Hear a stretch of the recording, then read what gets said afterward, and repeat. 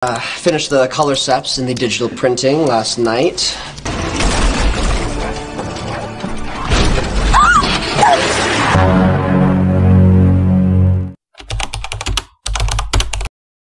Kisah berlatar pada tanggal 31 Desember 2014 yang berfokus kepada seorang wanita bernama Adeline. Dia menemui seorang pria yang ternyata Adeline memesan sebuah identitas palsu untuk memperbarui namanya dari masa ke masa karena dirinya lahir sejak tahun 1908 yang artinya Adeline berumur lebih dari 100 tahun. I finished the color steps in the digital printing last night. None of my secret, the dust marks and the discoloration. No one's gonna question that detail in a million years.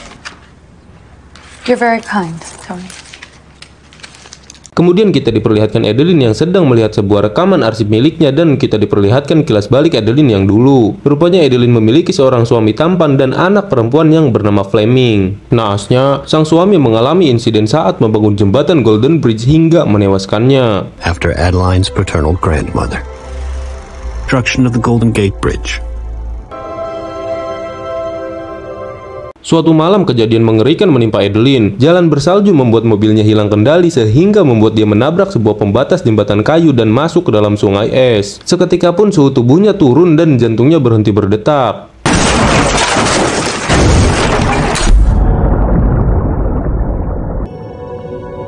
Tak berselang lama, sebuah petir menerjang mobil miliknya sehingga membuat jantung Adeline berdetak kembali. Karena kejadian tersebut, Adeline berhenti menua di umurnya yang saat ini menginjak 29 tahun.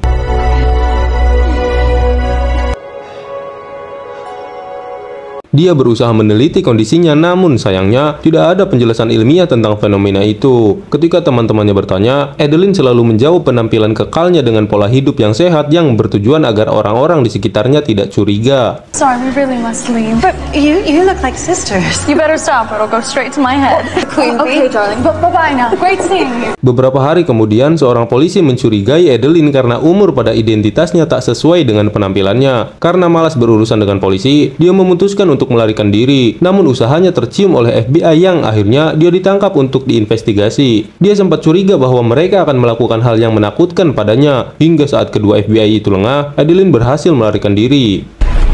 We're just going to run a few tests on you.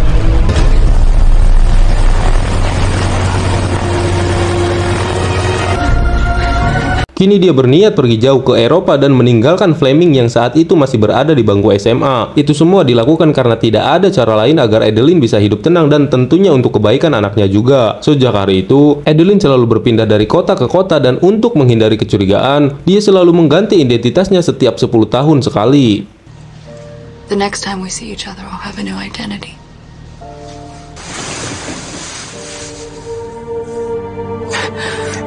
Lalu kita kembali ke Adeline yang sekarang. Dia kini tinggal di sebuah apartemen bersama anjing kesayangannya. Malam itu teman lamanya mengundang Adeline untuk datang ke sebuah pesta. Semua laki-laki di sana terpukau dengan penampilannya yang selalu saja awet muda, sehingga membuat beberapa pria mencoba mendekatinya. Namun karena Adeline sudah 100 tahun lebih hidup di dunia, dia sudah familiar dengan ucapan-ucapan yang dilontarkan pria itu.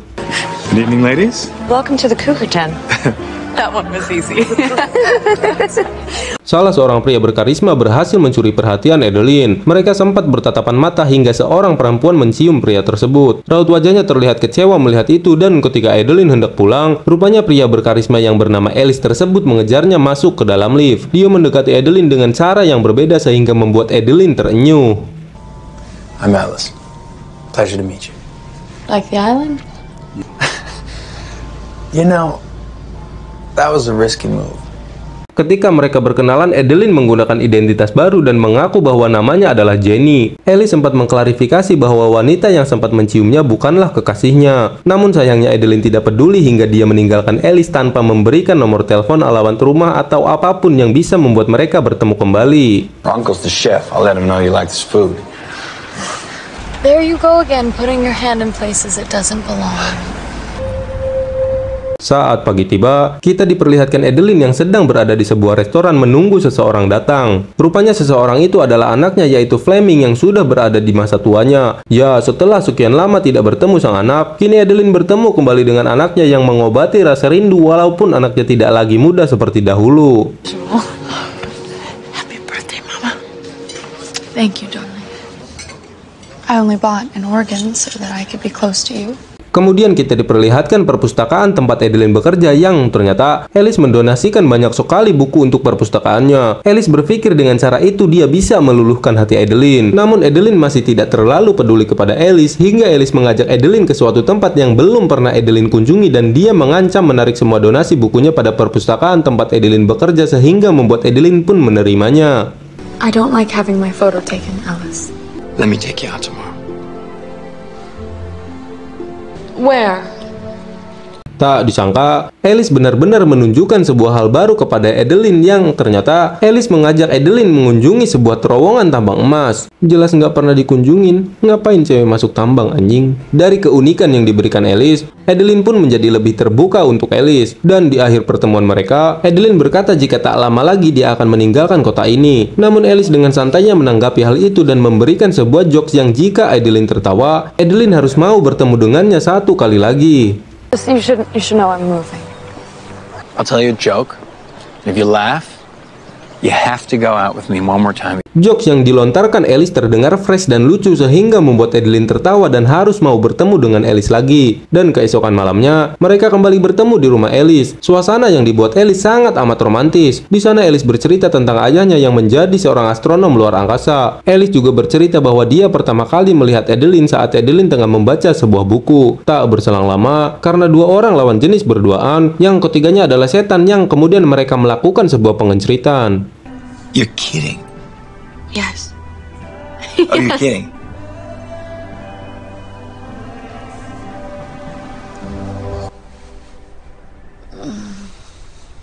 Pagi pun tiba. Adeline pamit untuk pergi dengan alasan untuk pergi ke kantor. Namun Alice yang sedang sibuk dengan kliennya yang menggunakan bahasa Portugis kerepotan karena Alice tidak bisa bahasa Portugis. Dengan gagahnya, Adeline mengambil alih pembicaraan itu dan rupanya dia lancar berbahasa Portugis sehingga membuat Alice semakin terkesima kepadanya. Kemudian Adeline memberikan telepon itu kepada Alice dan pergi begitu saja sehingga membuat Alice semakin penasaran. Gostaríamos de comprar 5,000 acres.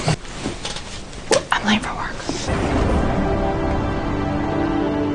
Saat tiba di rumah, Adeline menemukan anjingnya yang sudah terkapar sakit. Ketika dia memeriksanya ke dokter hewan, rupanya anjing itu mempunyai penyakit gagal ginjal yang artinya dia tidak bisa menahan racun-racun yang masuk ke dalam tubuhnya. Kepergian anjingnya membuat Adeline sangat amat sedih. Ketika Adeline tengah berjalan di area rumahnya, tiba-tiba Alice datang yang membuat Adeline kesal karena Alice seperti seorang penguntit yang selalu mengikutinya kemanapun dia pergi. There's a reason I don't give out my address. Hi. For you. Keesokan harinya, Adeline menemui sang anak. Fleming memberikan nasihat kepada ibunya untuk hidup selayaknya orang normal tanpa kabur-kaburan dan memiliki seorang kekasih. Lalu Adeline terpancing menceritakan Alice yang sudah dia tinggalkan kemarin malam. Mendengar hal itu, Fleming marah karena sikap egois yang begitu kejam kepada pria yang tulus padanya. Kemudian Adeline bersedia menemui Alice dan meminta maaf padanya. How many times has my heart been broken? Too many. Why didn't you tell me? Because I knew you'd look at me like that. You're moving to Oregon, not Timbuktu. Keesokan malamnya, Adeline menemui Alice dan meminta maaf. Adeline menggunakan cara Alice seperti dia mendekatinya dulu dengan membawa Alice ke suatu tempat yang belum pernah Alice kunjungi. Ketika sampai di sana, rupanya tempat itu merupakan museum tua yang menurut Alice biasa saja. Namun ketika layarnya dinyalakan, seketika tempat itu memiliki langit-langit yang sangat indah. Di sini Adeline semakin terbuka kepada Alice dan kebetulan hari itu adalah ulang tahun pernikahan orang tua Alice yang ke-40, sehingga Alice pun mengajak Adeline bertamu ke rumahnya. Events whose light hasn't even reached us yet. My parents are having a party to celebrate their 40th wedding anniversary. Sesampainya di rumah Alice, mereka disambut dengan hangat oleh ibu Alice yang kita sebut saja sebagai Bu Yuyun. Tiba-tiba suasana berubah ketika ayah Alice yang bernama William datang. Pak William spontan menyebut nama Adeline saat Alice mengenalkan Jenny kepada orang tuanya. Terjadi tatapan canggung beberapa detik di antara mereka. Namun Adeline berusaha mencairkan suasana dengan mengaku bahwa dirinya adalah Jenny dan Adeline adalah nama ibunya yang sudah meninggal. Dad, this is Adeline. Jenny, actually. I'm sorry, it's just... That's my mother. Kejadian ini membuat Pak William kehilangan pikirannya. Pengakuan itu membuat dia sulit menerimanya karena ingatan tentang Adeline masih terekam dengan jelas yang dimana saat itu Adeline kesulitan menyalakan mobil sehingga William membantunya dan mereka pun berkenalan. Pop your clutch and you'll take off.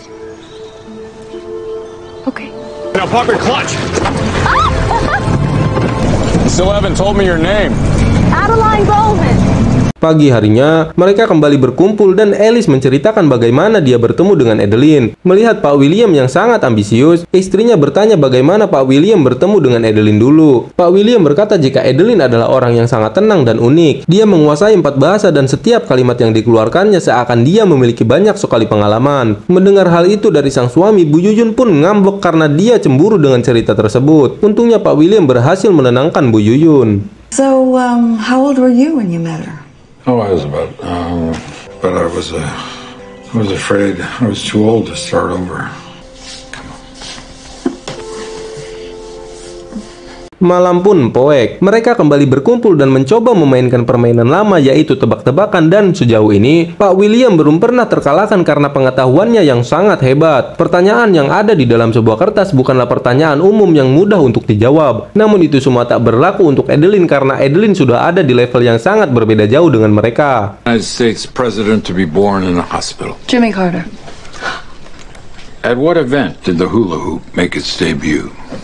1956. Keesokan malamnya, saat Adeline berjalan di halaman rumah Alice, di sana ada Pak William dan kemudian Adeline bertanya mengapa proyek bintangnya menggunakan nama Adeline. Pak William pun menjawab proyek bintangnya sama dengan kisah cintanya dengan Adeline dulu, yaitu kisah yang hampir gol. Lalu Pak William bercerita di saat itu dia akan melamar Adeline dan sudah membawakan cincin untuknya. Namun sayangnya, Adeline meninggalkannya begitu saja. Every soul has a companion star it returns to after death.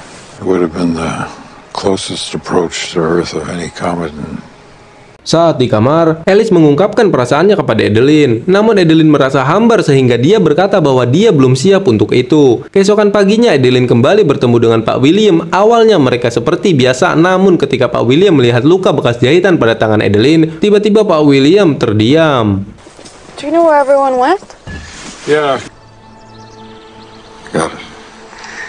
Dengan gerasak-gerusuk, Pak William berlari ke sebuah gudang untuk mencari sesuatu. Rupanya Pak William pernah mengobati tangan Adeline saat mereka berada di hutan. Sebuah foto mempertegas bahwa memang itu adalah Adeline yang dia kenal, bukanlah Jenny. Pak William yang mengetahui hal itu mencoba mengejar Adeline dan menegaskan bahwa luka jahitan pada tangan Adeline tidak bisa dibohongi, karena Pak William lah yang menjahitnya dengan tangannya sendiri. Adeline yang awalnya berpura-pura tidak tahu apa-apa tiba-tiba menangis dan meminta maaf pada Pak William. Adeline mengaku dirinya takut untuk mengakuinya karena bisa saja dia akan menjadi percobaan sains. Dia juga takut dianggap tidak normal oleh orang-orang.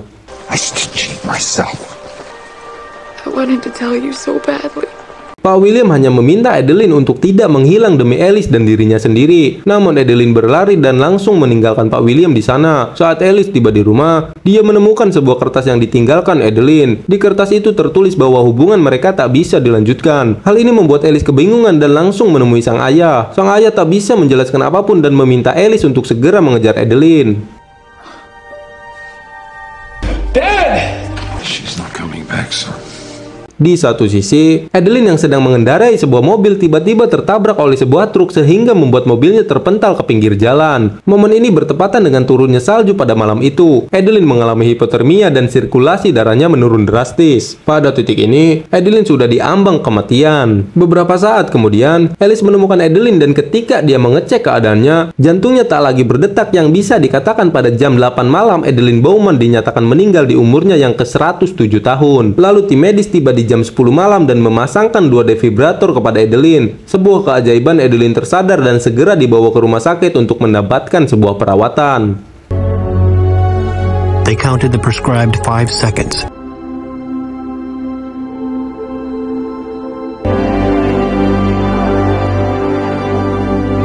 Uniknya, dokter di sana mengatakan Adeline hanya mengalami kelelahan. Alice segera menemui Adeline dan meminta maaf karena dia berpikir Adeline kabur karena perkataannya malam itu. Tapi Adeline membantahnya dan mengatakan bahwa dia juga memiliki perasaan yang sama. Kemudian Adeline menceritakan semuanya kepada Alice bersamaan dengan Fleming yang datang ke sana. Lucunya Fleming sempat mengaku sebagai nenek dari Adeline, namun karena Adeline berkata bahwa dia sudah menceritakan semuanya, suasana menjadi penuh bawang. I'm Jenny's grandmother. He knows.